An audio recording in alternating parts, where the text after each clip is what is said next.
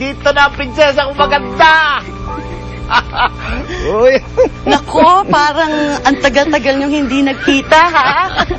Magluluto lang ako, ha? Sige po, Nay. Maghugas ka ng paarosela, ha? Opo. Saan namang nanggaling? Sinamahan ko po si Inay doon sa kakahuyan. Ay, halika, Tay. May papakita ako sa'yo. Ito, Tayo. Ginawa ko po to. Naikwento na pala silang inay mo yung tungkol sa alamat, ha? Opo. Ang ganda-ganda nga po nung kwento ni Inay, eh. Nung niligawan ko pa siya, madalas na yung ikwento sa akin yan. Ikaw pala ang bago niya na biktima, ha? Kasi nga po, baka totoo po yung alamat.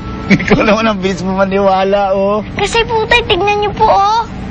Saan mo nakuha yan? Doon po sa mahiwagang puno. Hindi na nagdadahon yun, eh. Paano mamumulaklak? Kasi nga po, baka totoo yung alamat. Tay, bakit po? I'm afraid your daughter has a rare skin disease. Epidermodysplasia verruciformis ang tawag dito. Ano po uli yan? Carlos, kakaibang sakit sa balat yun. Ano na? Nagkaroon ng ganyan ng tita ko, eh. Nakita ko kung paano siya naghirap at nagdusa. At tapos kumalat yung sakit niya sa balat. At kinamuhian siya ng mga tao dahil sa sakit niyang yun. Ayoko mangyari yun sa anak natin. Nay.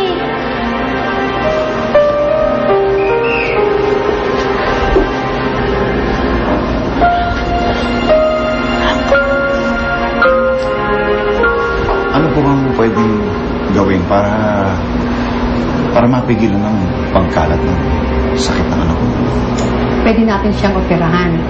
Tanggalin ang affected area para hindi ito kumalat. Operahan? Pero kakailanganin ng malaking halaga.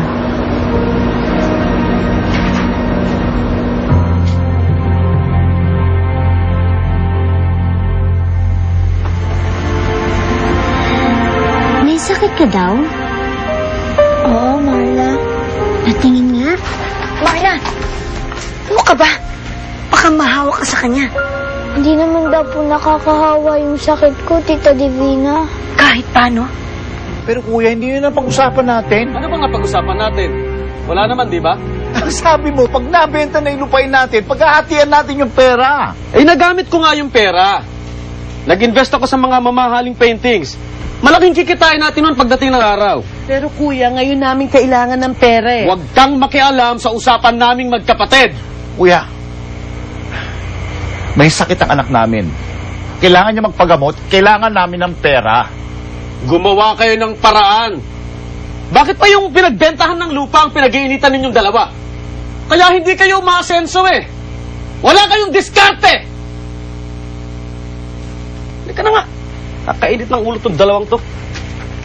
Niloloko ka lang ng kapatid mo, Carlos. Palibhasa, mababa pa rin ang tingin niya sa'yo hanggang ngayon dahil anak ka lang sa labas. Papakiusapan ko si Kuya Alfonso. Ipapaliwanag ko sa kanya ulit kung bakit natin kailangan ng pera. Bakit kailangan mo manlimos? Pera mo yun, eh. Hati mo yun sa minana niyo sa inyong ama. May karapatan ka doon. Elena, Hindi lang sarili natin ang iniisip natin, Carlos. Kapakanan at kinabukas ng ating anak. Ngayon, kung hindi ka kikilos, ako ang kikilos.